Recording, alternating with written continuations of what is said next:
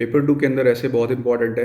और इससे पहले मैं 15 ऐसे के टॉपिक्स लाया था, वो वीडियो अगर आपने नहीं देखी तो देख लेना। और इस वीडियो में हम देखेंगे कि बाकी 15 इंपॉर्टेंट टॉपिक्स कौन कौन से हैं।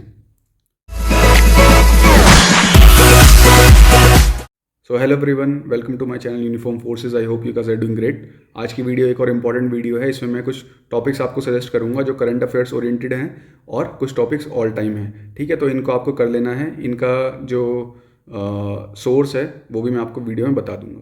सो let's start.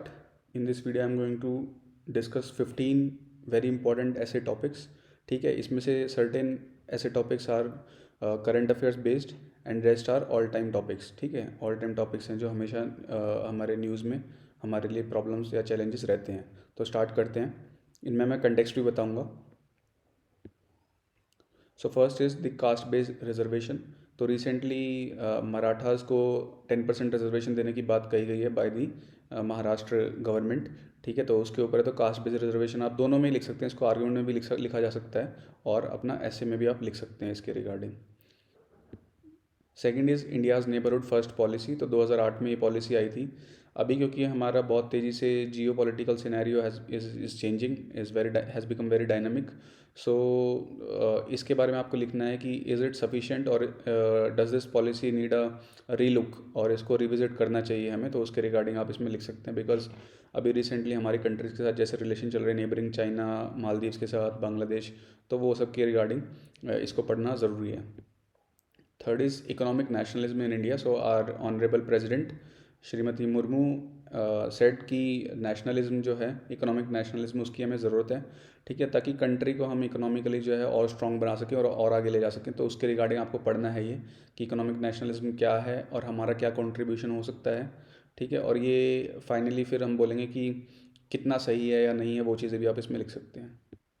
Senior care reforms. तो अभी एक रिपोर्ट आई थी, ऑर्गेनाइजेशन मेरे को ध्यान नहीं है, तो उस रिपोर्ट में बोला गया था कि द सिचुएशन ऑफ सीनियर और senior citizen of our country is becoming more vulnerable.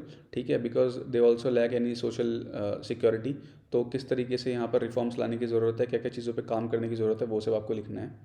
Mall nutrition in India, UNICEF plus में WHO की एक रिपोर्ट आई है जिसमें बताया गया कि इंडिया में माल न्यूट्रिशन की कंडीशन बहुत ज़्यादा पुअर है।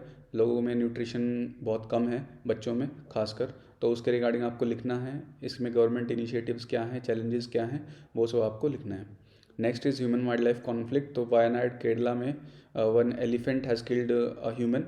ठीक है, एक आदमी को मार दिया है। और तो हमें यहाँ पर देखना है बेसिकली कि हम जो डेवलपमेंट कर रहे हैं that is somewhere basically is an encroachment in the wild life. ठीक है, तो उसके कुछ ना कुछ तो नेगेटिव कॉन्सिक्वेंसेज होंगे ही, रिपरकशंस होंगे। तो उसी के बारे में आपको लिखना है क्या किया जाना इज़ दी, मतलब what should be the way forward and what are the various provisions and what more provisions are required. ठीक है, for both human as well as for the wild life as well. दोनों तरीके से आप सोचो इसको। Rise of crime against women. Recently a report by the NCRB has come. ठीक है, in which the NCRB said that overall crime has declined in with comparison to last year, but crime against women has seen a rise of 4%. So what are the challenges? ठीक है, क्यों हमारे society में crime ज़्यादा बढ़ रहे हैं women के against despite increase in the literacy level. ठीक है, तो वो आपको देखना है। और क्या स्टेप्स गवर्नमेंट ने लिए हैं, इंटरनेशनल प्रैक्टिस से हम लोग क्या सीख सकते हैं, वो सब आपको इसमें लिखना है। AFSPA and relevance. तो रिसेंटली होम मिनिस्टर सेड कि we are removing AFSPA from certain areas of Jammu and Kashmir and north east. तो आफ्सपा क्या है, क्या इसकी इंपॉर्टेंस है, क्या इसकी रिलेवेंस है आज के टाइम में, how it should be monitored, वो सब चीज़ें आपको इसमें लिखनी है।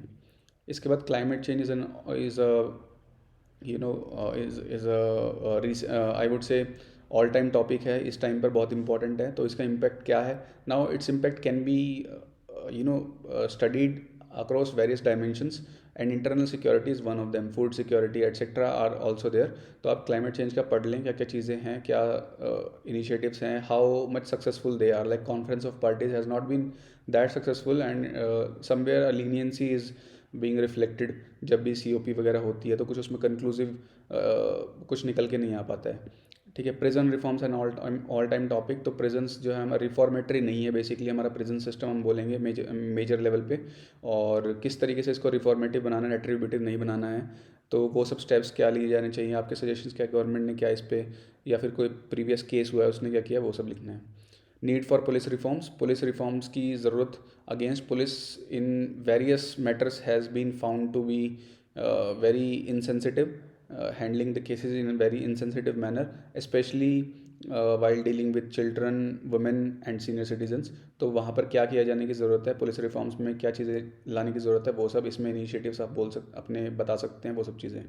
इसके बाद digitalisation, financial inclusion. So as you know that we are moving towards digitalisation of our economy, and every, in each and every sphere we are becoming more digitalized. So उसमें अगर हमें फाइनेंशियल इंक्लूजन और वो सब की facility लोगों को देनी है, तो we have to create certain infrastructure. It is not like that कि आप डिजिटलाइजेशन कर दोगे सीधा सीधा और हर जगह फिर उसका बेनिफिट मिल जाएगा. You have to provide the basic financial literacy, the digital literacy to the people, create certain infrastructure like internet and give devices etcetera. तो वो सब आप इसमें डिस्कस कर सकते हैं. After that, challenges before India. As you know that India is becoming one of the fastest growing economy in the world. So what are the challenges in order to maintain this fastest growing status for India? ठीक है, वो चीज़ आपको पढ़नी है, वो चीज़ आपको इसमें समझनी है, लिखनी है. बिकॉज समवेयर इसमें आप एक पॉइंट ये भी डाल सकते हैं, somewhere we have skipped that क्या बोलते हैं, manufacturing sector, and directly we have come to service sector. तो हमने मैन्युफैक्चरिंग सेक्टर को उतना वो नहीं किया, हमने एक्सप्लोर नहीं किया है. तो उसकी तरफ क्या हमें जाना चाहिए इस टाइम पर. ठीक है, वो सब चीज़ें, इंटरनेशनल प्रैक्टिस के बारे में बात कर सकते हैं, etcetera. Disaster management, all time every year there is cyclone और सब कुछ डिज़ास्टर होता है उसमें. ठीक है, इस तरीके के बाकी भी डिज़ास्टर आप उसमें काउंट कर सकते हैं. इसमें क्लाइमेट चेंज का भी एक जो है मेजर पोर्शन कवर होगा, तो वो आपको लिख लेना है क्या क्या इनिशिएटिव्स हैं. इंडिया बांग्लादेश रिलेशन, तो बांग्लादेश के साथ हमारे काफ़ी अच्छे रिलेशंस हैं. रिसेंट में हमारे कुछ एग्रीमेंट्स भी साइन हुए हैं. तो क्या हमारे हिस्टोरिकली कुछ चैलेंजेस रहे हैं, क्या करेंट रिलेशंस हैं, वो सब इसके बारे में लिखना है. इसमें भी थोड़ा बहुत आप पढ़ सकते हैं, हिस्टोरिकली, इकोनॉमिकली, फिर कल्चरली हमारे कैसे रिलेशन है. ठीक है, वो सब चीज़ें आपको कर लेनी है. इसका आप सोर्स बता देता हूँ मैं आपको. सोर्सेज विजन IAS की करंट अफेयर्स मंथली उठा लो, फ्रीली अवेलेबल होती है जनरली. जैसे मान लो अगर अभी अप्रैल है तो फरवरी तक की you will be able to get it for free. ठीक है, तो आप उसको देख सकते हैं, या कोई भी और आपने करंट अफेयर्स उठा रखी है, अगर वो डिसेंट होगी तो you will be having all this topics which I have told you in this video. ठीक है, that's it for today. If you are finding the video helpful, अगर आपको लग रहा है कि it is helping you, practise कर लेना इसको अच्छे से. अगर हेल्प कर रहा है तो इसको, चैनल को प्लीज़ सब्सक्राइब करें. Help me to grow, and I will see in the next video.